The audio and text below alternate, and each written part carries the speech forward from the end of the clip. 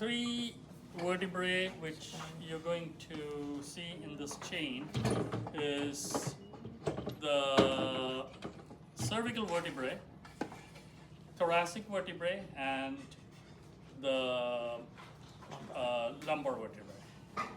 The cervical vertebrae has got two characteristic features.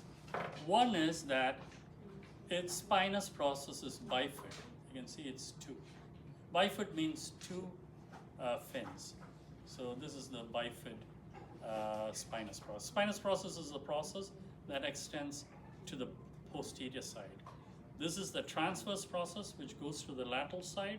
This is the transverse process has got a foramen here.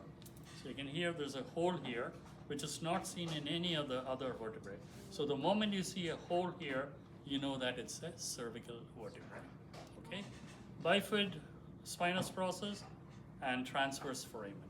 And here you can see there's another hole here. That's where the spinal cord is passing. Okay?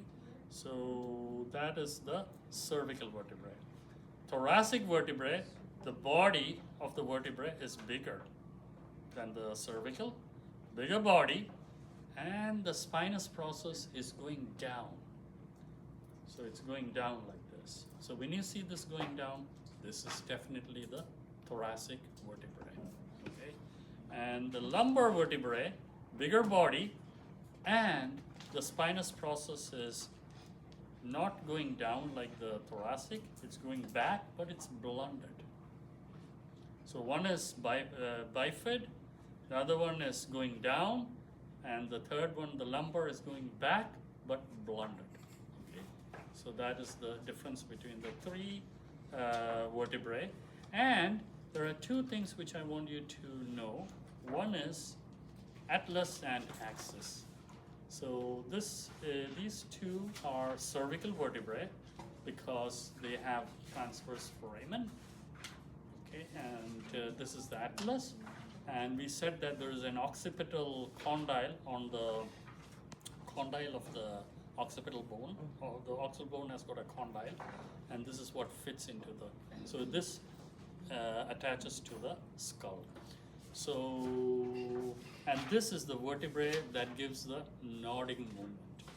Okay, so the atlas articulates with the skull, and that joint, it's called the atlanto-occipital joint, and that is what gives the nodding movement. The second vertebrae, which is the axis, has got a very peculiar feature.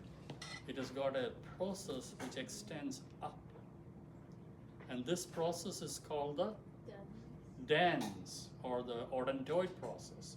So this is the odontoid process, and this is how it fits, and this is why you can turn your head. No. Okay, when you say no, this is the joint which is moving, and you can see here you have the transverse foramen, and you have a bifid, which is typical feature of a cervical vertebrae. Okay, so these are the 5 vertebrae which you need to know. This will be on the exam, and we will ask you questions. Okay.